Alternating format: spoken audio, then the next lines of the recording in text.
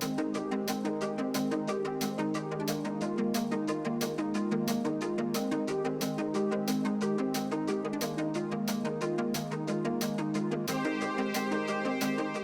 and welcome to EU History Explained. In this new series, we will try to make sense of today's European Union by looking at its history. We are nowadays very much used to hearing about politics being shaped in Brussels, but have you ever wondered how the European Union came to be?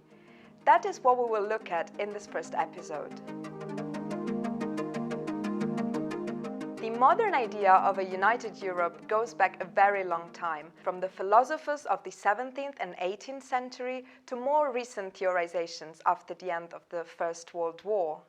Already then, a number of ideas were launched, such as the pan-European movement of Count Coudenhove-Kalergi, or a proposal for a European federation by French Foreign Minister Aristide Briand, or Winston Churchill's call for the creation of United States of Europe. But none of these ideas resulted in concrete political projects. The debate on a united Europe received a very strong push by the shock caused by the Second World War.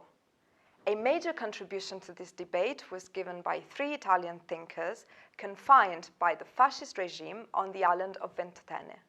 In their Ventotene Manifesto of 1941, Altiero Spinelli, Ernesto Rossi, and Eugenio Colorni outlined their vision of a federal Europe as a means to ensure peace.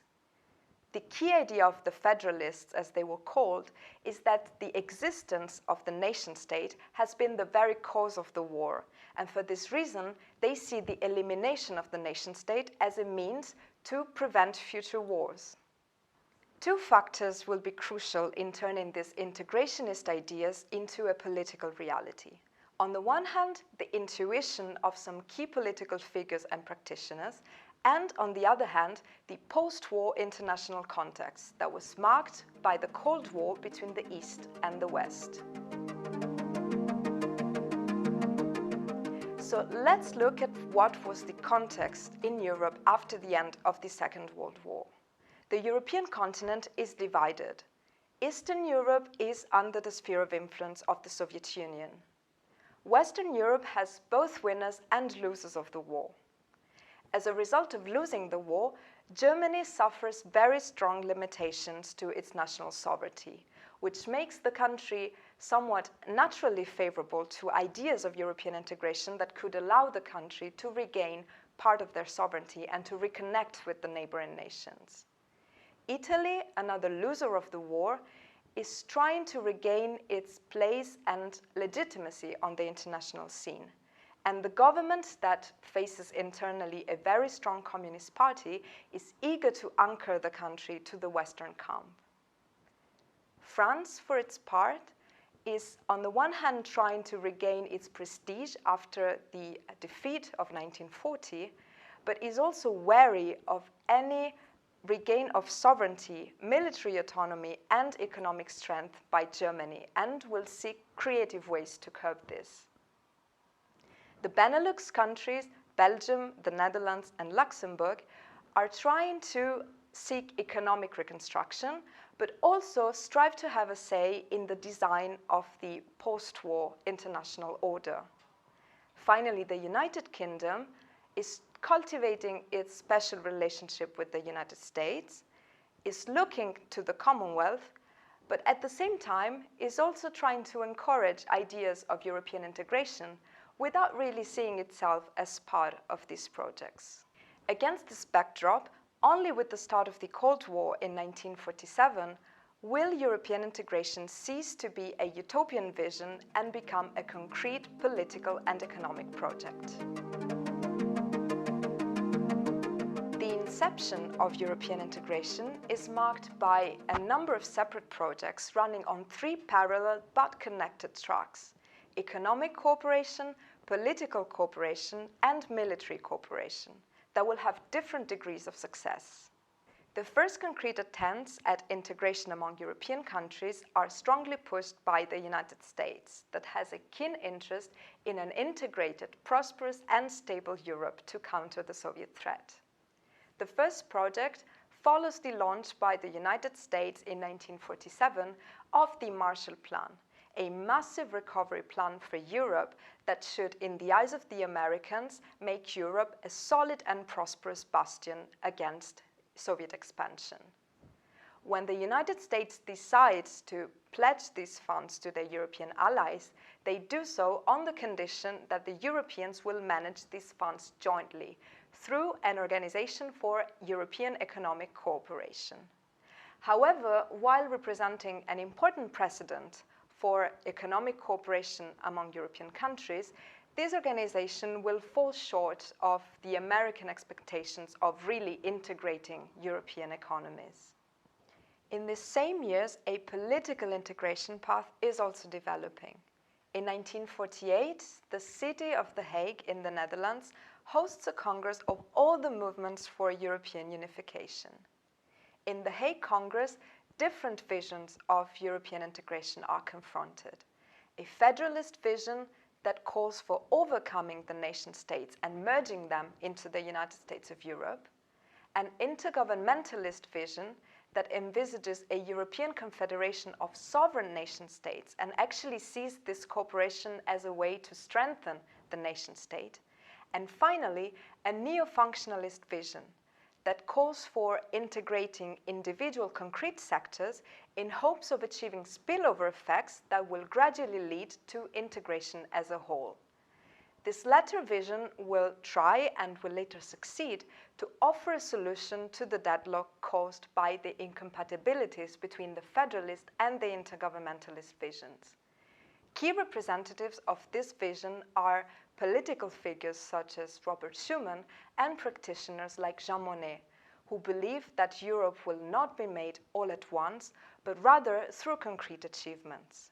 This richness and diversity of views will be one of the reasons why the Hague Congress fails to achieve concrete results, and its only achievement will be the not very ambitious creation in 1949 of the Council of Europe that will only play a marginal role in the future developments of European integration.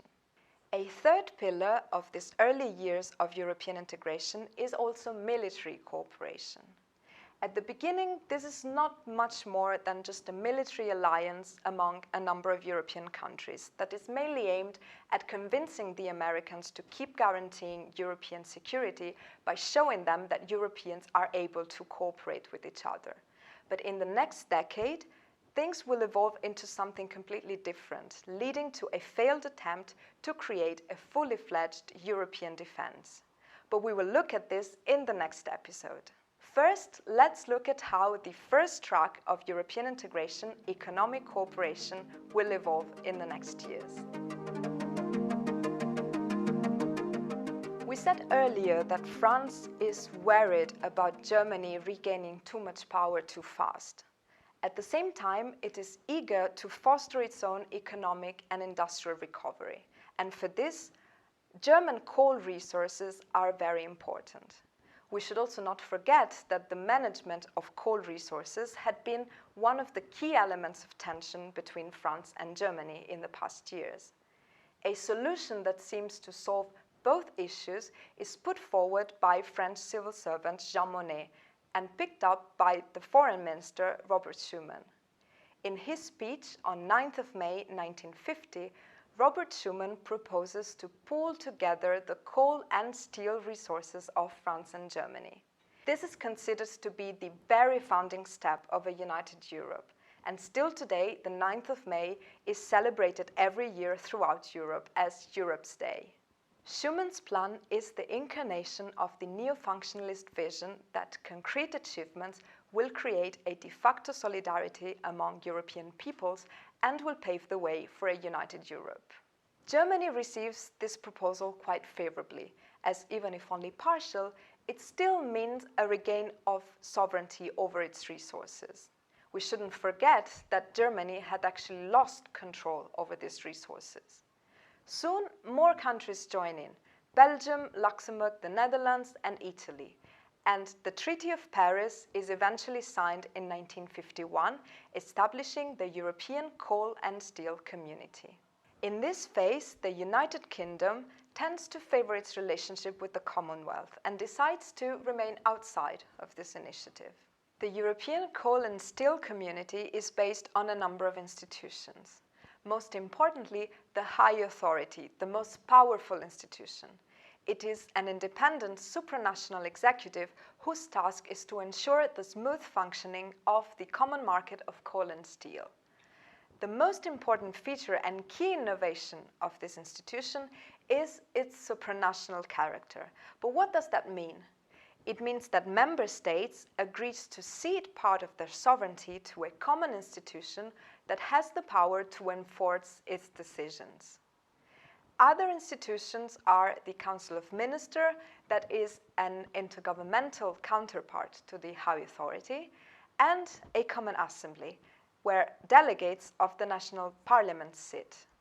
There is also a Court of Justice that is tasked with ensuring the correct application of the treaty, and finally, a consultative committee of social partners, that is an ancestor to today's European Economic and Social Committee. Born as an economic project, the European Coal and Steel Community is a huge political success, as it seems to have solved decades of Franco-German rivalry, and by curtailing national sovereignty on resources that are key to make war, it has made war virtually impossible. But many questions still remain open, in particular the fate of the other two integration tracks. In the next episode, we will continue our journey through European integration, and we will look at how these tracks of cooperation developed further and which one was eventually successful. Thank you for watching, and don't forget to like, comment and subscribe to our channel. See you next time!